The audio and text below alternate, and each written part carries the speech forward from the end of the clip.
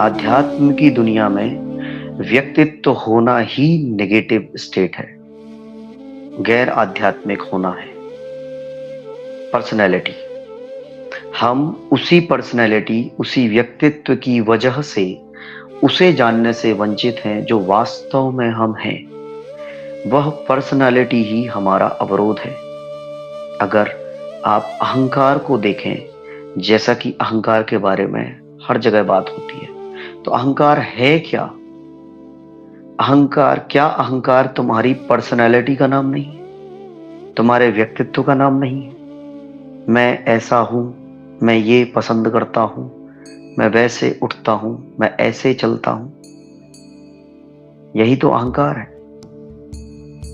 Personality से चिपके रहना, अपनी पर्सनैलिटी को श्रेष्ठतम साबित करने की कोशिश करना, चाह रखना, उसके लिए पागल रहना, पर्सनैलिटी के पीछे भागना, अपनी पर्सनैलिटी को विकसित करके दुनिया पर राज करने की इच्छा करना, यह सारे हिस्से अहंकार से ही जनरेटेड होते हैं।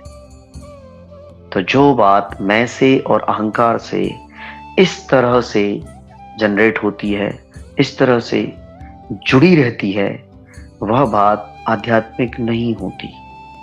तो ओशो किसी व्यक्तित्व या किसी पर्सनालिटी को श्रेष्ठतम नहीं कहते थे।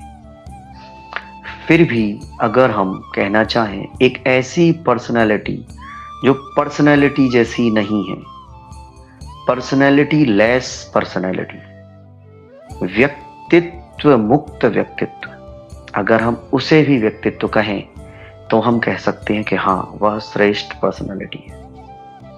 या साधनात्मक दृष्टिकोण से ऐसी पर्सनालिटी जो साधनाओं में डूबने जाने के लिए उपयुक्त हो और खुद के मिटाए जाने के लिए तत्पर हो। जो पर्सनालिटी खुद मिटने के लिए तैयार और तत्पर है, वह पर्सनालिटी श्रेष्ठ है। तो जब आप इसे जानने जाएंगे, इसकी साधनाओं में उतरेंगे, तो यह पर्सनालिटी बनेगी नहीं, यह मिट जाएगी। उसी मिटी हुई अवस्था को आप पर्सनालिटी कहें तो बात अलग है।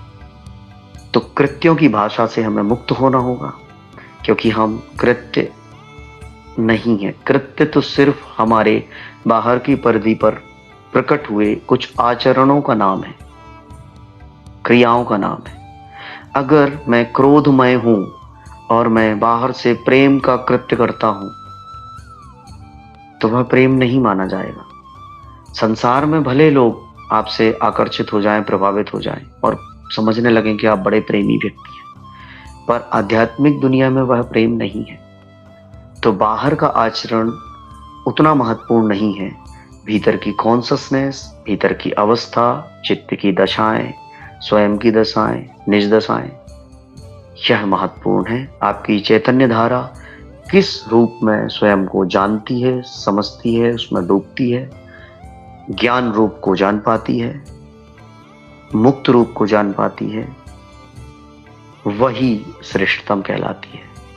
हालांकि वह श्रेष्ठता और निकृष्टता दोनों से ही बाहर हो गई बात।